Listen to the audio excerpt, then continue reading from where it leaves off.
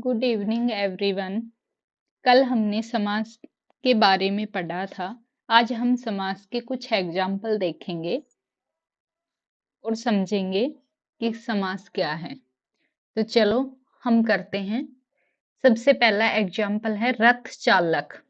तो आप मुझे बताइए कि इसमें कौन सा समास होगा। रथ चालक, दो शब्द हैं, रथ और चालक, दोनों से मिलकर क्या बना है, एक शब्द बना है सार्थक, रथ चालक। तो इसका विग्रह करेंगे तो क्या बनेगा, रथ चालक, यानी कि रथ को चलाने वाला। क्या बनेगा विग्रह, रथ को चलाने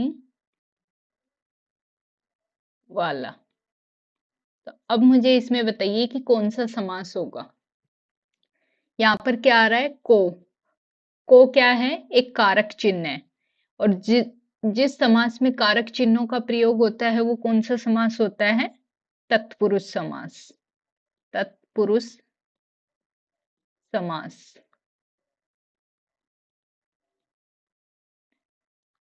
ये हमारा होगा तत्पुरुष समास। दूसरा एग्जाम्पल है यथासंभव। यथासंभव का विग्रह करके बताइए क्या होगा। यथा क्या है, एक अव्यव है, तो इसके नाम से ही पता चल रहा है अव्यव कौन से समास में आता है, अव्ययी भाव समास में। चलो इसका विग्रह करो पहले। जैसा संभव हो।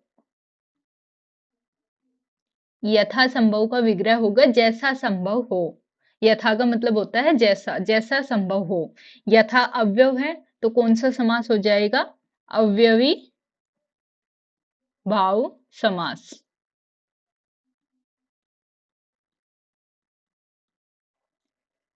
किसी को कोई दिक्कत नहीं होनी चाहिए। अगला है देहेलता। इसका विग्रह कीजिए देहेलता का।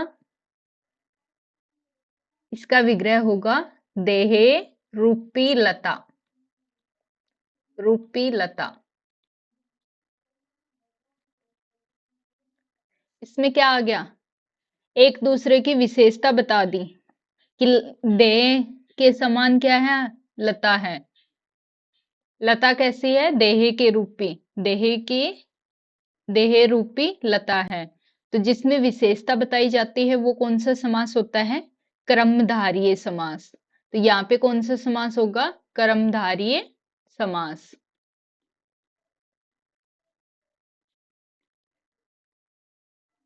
अब आता है त्रिकोण। त्रिकोण में तो देखने से ही पता चल गया होगा कौन सा समास होगा, त्रि। त्रि मतलब तीन।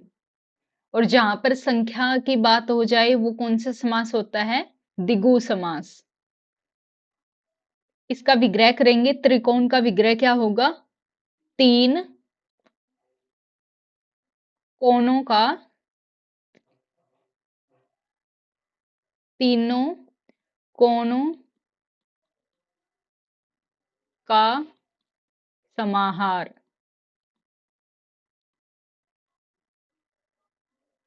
त्रिकोण कौन सा समास होगा, द्विगु, द्विगु समास।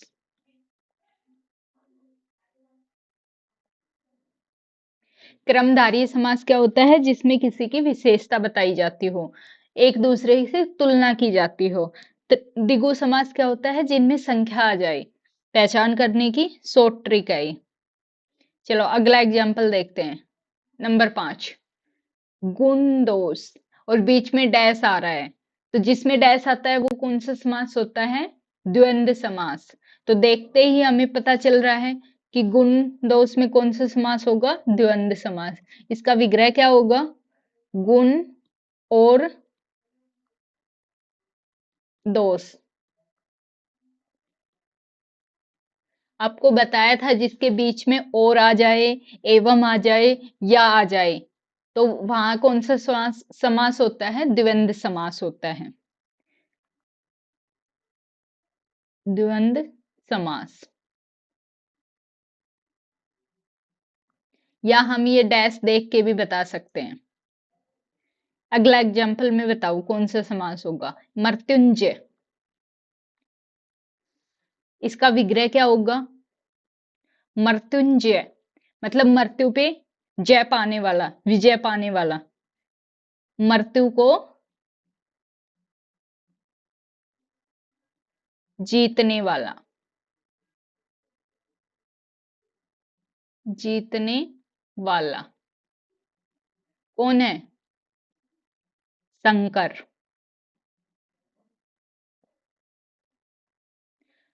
तो यहां पे देखो, एक मृत्यु को जीतने वाला शंकर, एक तीसरे शब्द की ओर संकेत किया जा रहा है, और जहां पर तीसरे शब्द की ओर संकेत किया जाए वहां पर कौन सा समास होता है? बहुव्रीहि समास। क्या आएगा? बहुव्रीहि समास।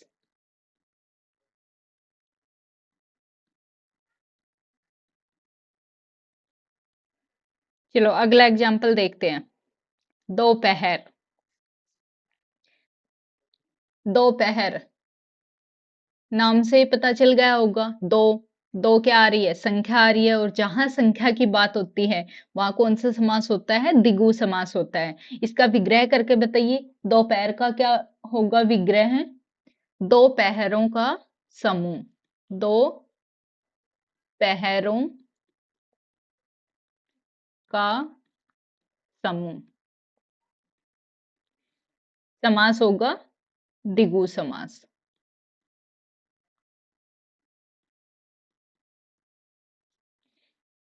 अगला एग्जाम्पल है हमारा गिरिधर। इसका विग्रह क्या बनेगा? गिरिधर, गिरि को धारण करने वाला, गिरि को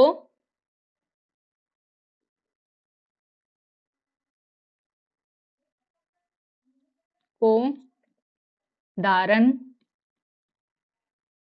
करने वाला। गिरि को कौन धारण करता है? कृष्ण। तो यहां पर क्या आ गया? एक तीसरे शब्द की ओर संकेत हो गया, और जहां पर तीसरे शब्द की बात आती है तो वहां पर समास क्या होता है? बहुव्रीहि समास होता है। तो यहां कौन सा समास होगा? बहुव्रीहि समास।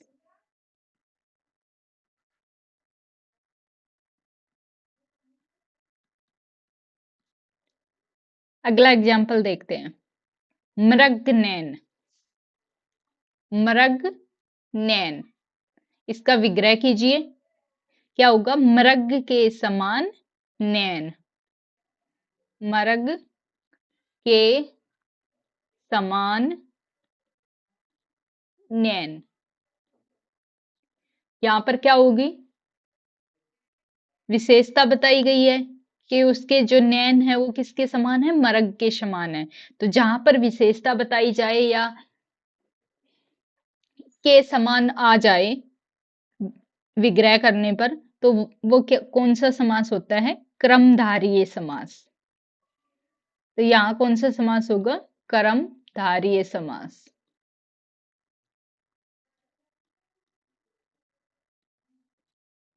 लोकप्रिय,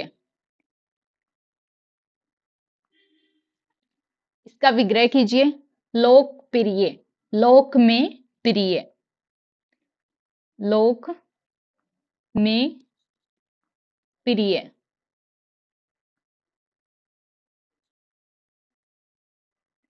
लोक में प्रिय यानी कि संसार में जो क्या है? प्रिय है, प्रिय में आ रहा है। जहां पर कारक चिन्हों की बात होती है तो वहां कौन सा समास होता है? वहां समास होता है तत्पुरुष। तो यहां पर समास होगा तत्पुरुष समास। अभी तक हमने 10 एग्जाम्पल देखे। किसी को कोई प्रॉब्लम? मुझे नहीं लगता कि कोई प्रॉब्लम होनी चाहिए।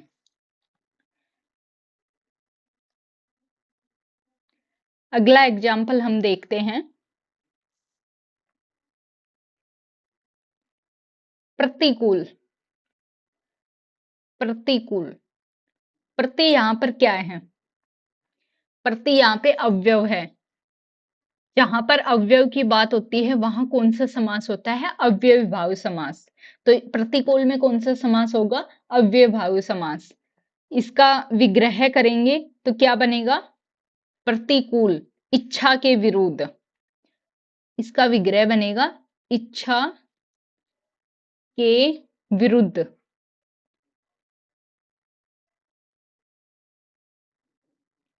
और समास होगा यहाँ पे अव्ययी भाव समास। जहां पर हमें अव्यव दिखाई दे तो वहां हमेशा अव्ययी भाव समास होगा। पंकज, इसका विग्रह कीजिए। पंकज का विग्रह क्या होगा? पंक में पैदा हो जो, पंख में पैदा हो जो, वो क्या होता है? कमल। यानी कि जो कीचड़ में पैदा होता हो। तो यहाँ एक तीसरे शब्द की ओर इशारा कर रहा है कि पंकज, पंख में पैदा हो जो, वो होता है एक कमल। तो तीसरे शब्द की बात होती है वहां कौन सा समास होता है? बहुव्रीहि समास। तो यहाँ होगा बहुव्रीहि समास। अगला एग्जाम्पल देखते हैं। त्रिलोचन, संख्या की बात हो रही है और जहां संख्या की बात होती है वहां कौन सा समास होता है? द्विगु समास होता है। त्रि, लेकिन ये मत लगा देना कि जहां पर संख्या की बात हो गई यहां पर आ गया त्रि और देखते ही लगा दो कि त्रिलोचन यानी तीन लोचन, कि इसमें द्विगु समास होगा। लेकिन नहीं होगा यहाँ द्विगु समास। क्यों नहीं होगा? क्योंकि त्रिलोचन, तीन लोचन है जिसके, वो कौन है? शिव है। तो शिव के तीन लोचन यानी तीन आंख हैं। तो एक तीसरा शब्द निकल के आ रहा है जो है शिव। तो जहां पर तीसरे शब्द की ओर संकेत किया जाता है वहां पे समास होता है बहुव्रीहि। तो यहाँ पर हमें जल्दबाजी नहीं करनी, शब्द को देखना है और उसका विग्रह करना है और आराम से देख के बताना है। यहाँ बहुत सारे कैंडिडेट गलत कर देते हैं। इसका विग्रह क्या होगा? तीन है लोचन जिसके, तीन है लोचन जिसके, वो कौन है? शिव। तो यहां पर समास होगा बहुव्रीहि समास। त्रि को देख के द्विगु समास नहीं लगाना है। अब आता है देश विदेश। डैश है और जहां पर डैश आता है वहां कौन सा समास होता है? वहां पर समास होता है द्वंद्व समास। द्वंद्व समास कहाँ होता है? जहां पे बीच में विग्रह करने पर और आ जाए, एवं आए या आए, तो वहां पर होता है द्वंद्व समास। इसका करेंगे विग्रह, देश विदेश, तो क्या आएगा? देश और विदेश, देश और विदेश। यहाँ पर कौन सा समास होगा? द्वंद्व समास।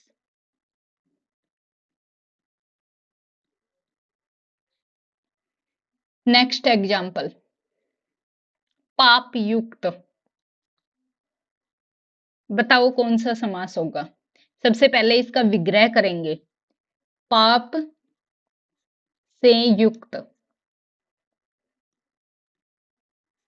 कारक चिन्ह का प्रयोग हुआ है और जहां पर कारक चिन्हों की बात होती है वहां कौन सा समास होता है? वहां होता है तत्पुरुष समास, तत्पुरुष समास। अगला है महादेव। इसका विग्रह कीजिए। महादेव, महान है जो देव, क्या आएगा? महान है जो देव।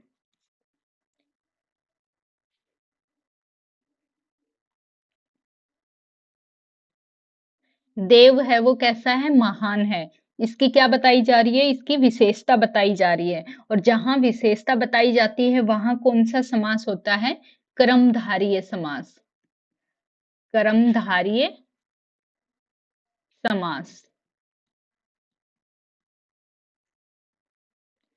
नेक्स्ट एग्जाम्पल, आचार विचार। डैश आ रहा है तो पता चल गया होगा कौन सा समास होगा। विग्रह करते हैं, क्या आएगा? आचार और विचार। कौन सा समास होगा? द्वंद्व समास।